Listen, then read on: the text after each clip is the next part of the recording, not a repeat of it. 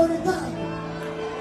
Mas Jesus nasceu como filho do homem e com a sua autoridade tomou o nosso lugar, destruiu o poder do diabo para nos resgatar e nos deu a sua autoridade. Graça e paz a você inscrito aqui no nosso canal, Presbítero Pedrosa, para mais uma pérola do advento neopentecostal, os atos proféticos. Afinal de contas, os atos proféticos são bíblicos. O que é que as Escrituras têm a nos passar, a nos mostrar, a nos dizer sobre a questão dos atos proféticos? Eu fui marcado aí nessa postagem da apóstola Valnice Milhomens, e costuma trabalhar essa questão dos atos proféticos. Isso porque a teologia que ela defende pende para esta direção, ok?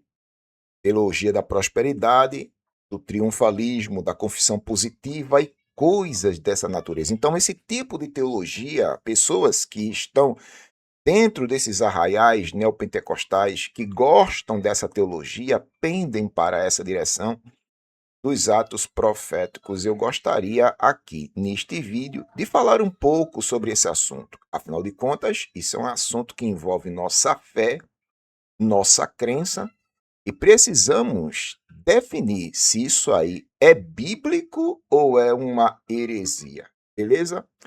Antes de falarmos qualquer coisa sobre esse assunto, eu gostaria de convidar você que ainda não é inscrito no canal a se inscrever, ativar as notificações, deixar comentário, compartilhar os nossos vídeos, fazendo com que o nosso trabalho chegue o mais longe possível. Presbítero Pedrosa, canal A Voz Apologética, um canal em defesa do Evangelho, uma voz clamando no deserto. Venha também ser membro do clube de membros parceiros do nosso canal, patrocinando esta obra apologética, evangelística e missionária. Antes de soltar o vídeo, eu queria aqui dar algumas explicações sobre essa questão dos atos proféticos. E eu achei bem interessante essa definição aqui. Olha, atos proféticos são ações simbólicas realizadas por algumas tradições religiosas com o objetivo de manifestar uma verdade espiritual ou liberar o poder de Deus. E isso é a definição de quem defende atos proféticos, ok?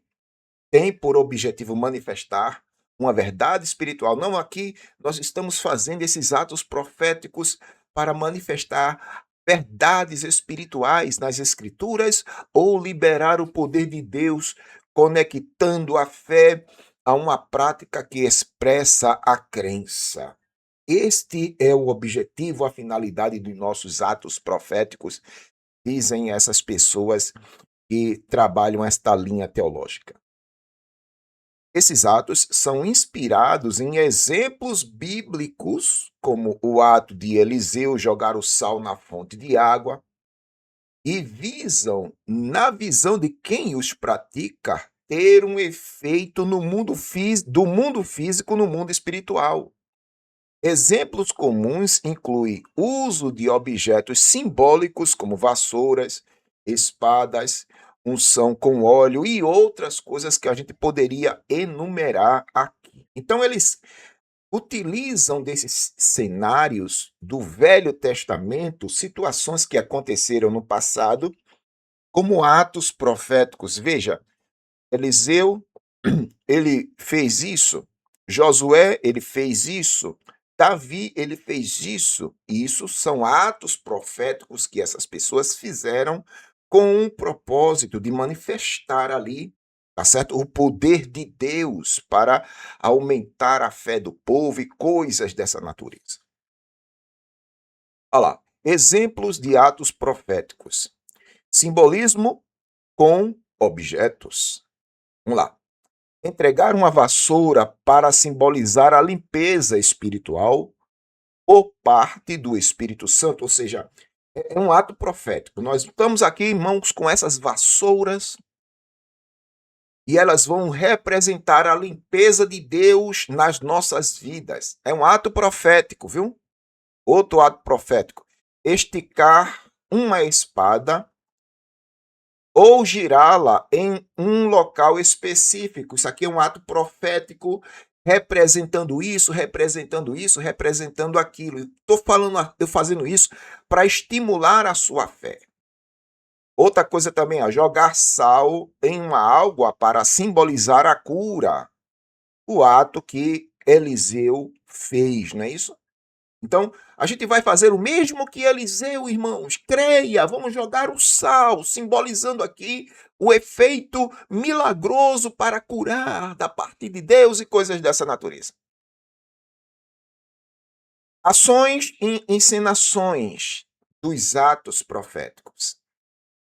Unção de bandeiras de nações com óleo, atos proféticos. Toque do chofar, né, o chifre do carneiro, atos proféticos. Gravar marcos em entradas de cidades para declarar o domínio divino, né, a nação é do Senhor. Eu vou mostrar um vídeo daqui a pouco sobre isso aí. Enterrar e desenterrar objetos para representar profecias específicas. É absurdo o que a gente pode enumerar aqui nessa questão dos atos proféticos. Vamos lá. Perspectivas sobre os atos proféticos. Os que defendem e os que criticam.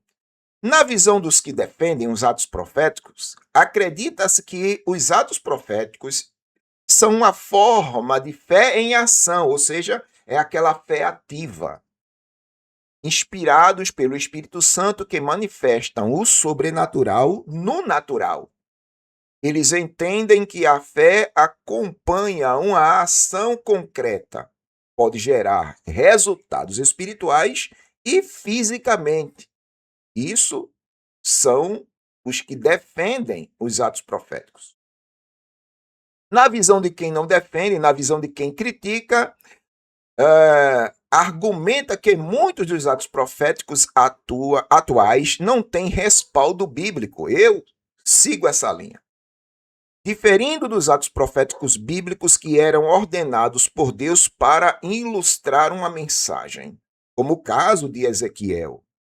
Críticos apontam que, uma vez que buscar os atos simbólicos, o cristão deve se concentrar em ações baseadas nas escrituras, como a justiça, o amor ao próximo e a pregação da palavra.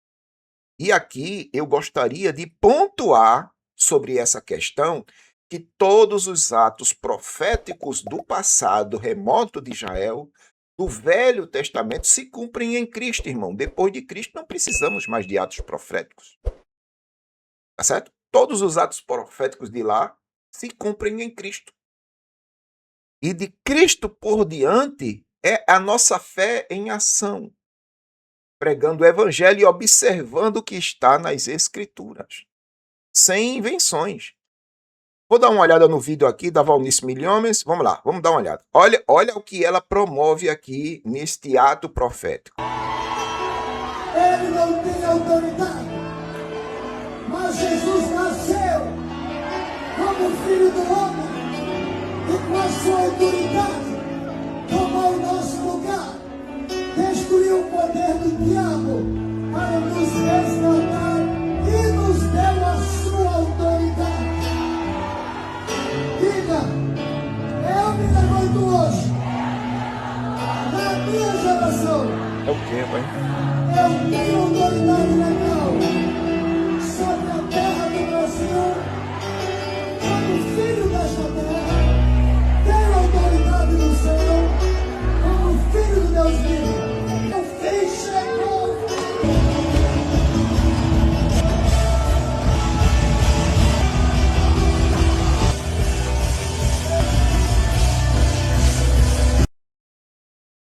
E alguns disseram que era Camila Barros ali atrás, né? Eu não sei. Alguns estão dizendo que é Camila Barros. Mas, veja, qual o significado disso aí?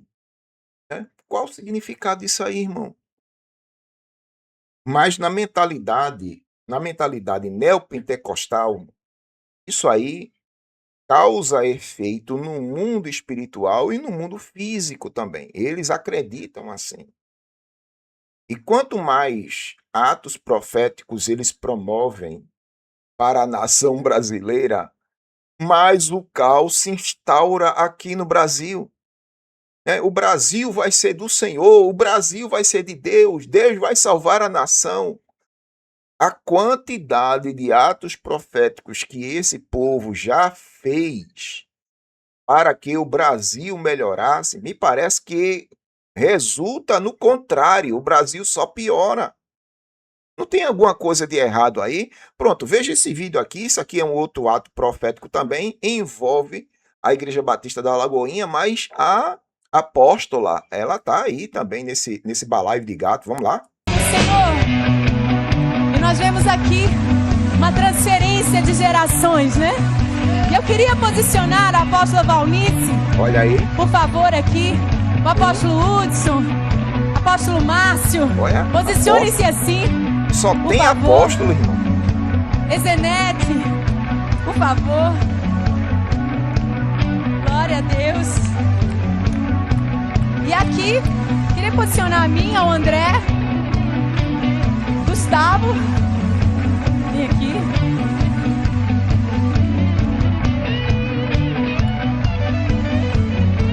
E mais atrás já vem mais jovens, não é assim? Queria posicionar aqui o Israel, a Marine, vem a Amanda, Letícia. Somos apenas símbolos diante de vocês. Sintam-se totalmente representados aqui. Amém? E depois dessa transferência, nós vamos cantar: o Brasil é mais que vencedor. Amém? O Brasil é mais que vencedor. Amém? Aleluia!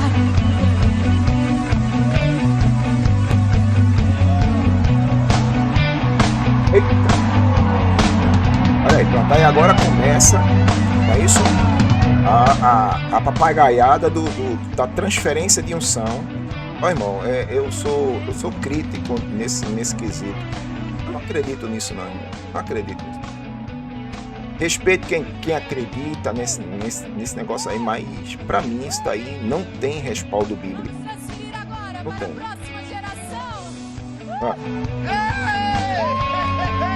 Transferindo para a nova geração. Aí pronto, aí, opa aí, ó. Eita, que é isso?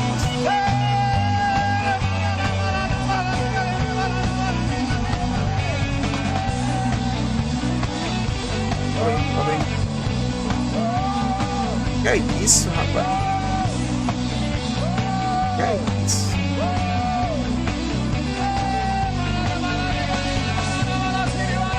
Transferência de unção, atos proféticos.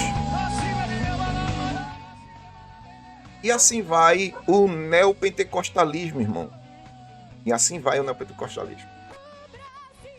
A minha pergunta, e não vai ser somente uma pergunta, mas vai ser uma afirmação, relacionado com os atos proféticos do Velho Testamento, eu gostaria de dizer, usando termos teológicos. Ou seja, na Bíblia a gente tem aquilo que é normativo e aquilo que é descritivo. Então, os atos proféticos do Velho Testamento eram normas ou eram descrições? Quem escreveu, o que escreveu do Velho Testamento, estava descrevendo de forma descritiva ou de forma normativa? Porque quando é uma forma normativa, então é prescrito. Não vê o médico vai, vou prescrever para você um medicamento. Então aquilo ali é uma ordem, é para que você faça, é prescritivo. Mas, no caso do Velho Testamento, é descritivo, eles estavam descrevendo o que estava acontecendo ou prescrevendo para gerações futuras. Está entendendo aí? Então, eu digo novamente, todos os atos proféticos do passado, do Velho Testamento, se cumprem em Cristo. O que aconteceu com Josué não é norma. Não é norma. que aconteceu com vários profetas do passado não é norma. Não é um negócio normativo. Tudo que foi relatado no Velho Testamento é descritivo e não prescritivo. Entendeu aí, meu filho, o que é que, né? Eles estavam descrevendo o que aconteceu. A prova é tão grande que muitas das coisas que aconteceram no passado, que hoje essa teologia da prosperidade, confissão positiva e triunfalismo aborda como atos proféticos, nunca se repetiram. O que aconteceu com Josué nunca se repetiu. O que aconteceu com Moisés nunca se repetiu. O que aconteceu com Elias nunca se repetiu. Se repetiu com quem? O que aconteceu com Davi se repetiu com quem? Então, se é normativo, deveria se repetir, e principalmente no Novo Testamento, mas não se repete. Aí vem essa teologia de hoje, repetindo situações do Velho Testamento que nem nas Escrituras se repetiram. Está vendo como é fácil refutar essa teologia? Ela não tem base bíblica para se sustentar. Os atos proféticos que aconteceram no passado de Israel se cumprem em Cristo. Acabou-se. Acabou-se. Eles nunca se repetiram nas Escrituras. Tudo o que aconteceu no Velho Testamento é descritivo. Quem escreveu, descreveu o que estava acontecendo. Acabou-se. Não é normativo. Se fosse normativo, haveriam respaldos no Novo Testamento e nós repetiríamos hoje, porque seria uma norma, mas não é normativo.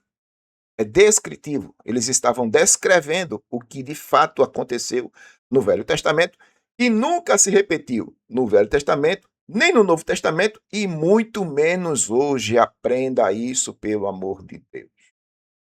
Tá bom? Então, para resumir, não existe base bíblica no Novo Testamento para sustentar a ideia de atos proféticos.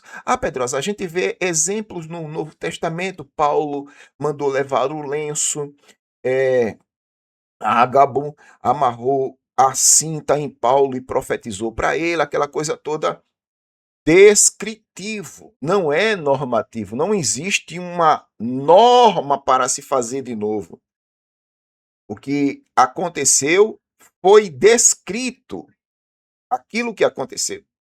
Ou seja, estavam apenas relatando o que aconteceu. Não é normativo, você não é obrigado a fazer. Não é uma norma. Então, se não é uma norma, não se repete. Se repetiu aonde no Novo Testamento? O que aconteceu com Paulo e Ágabo? Se repetiu aonde? O lenço que Paulo falou se repetiu aonde? Não se repetiu. Está entendendo? Então, assim, existem coisas que são normativas e existem coisas que são descritivas. Agora eu gostaria da sua interpretação. O que é que você acha disso tudo? Você concorda, discorda de mim? Deixe seu comentário aí sobre essa questão dos atos proféticos. Você acredita nisso? Se acredita, e dê base bíblica no Novo Testamento, nas doutrinas apostólicas, para se sustentar aquilo que você acredita. Amém? Deixe sua opinião aí e vamos para frente em nome de Jesus. Uma vez mais, eu lhe agradeço. Presbítero Pedrosa, canal A Voz Apologética, é um canal em defesa do Evangelho, uma voz clamando de um deserto. Olha, curta, comente, compartilhe, se inscreva, faça com que esse trabalho chegue o mais longe possível. Deus abençoe e até a próxima.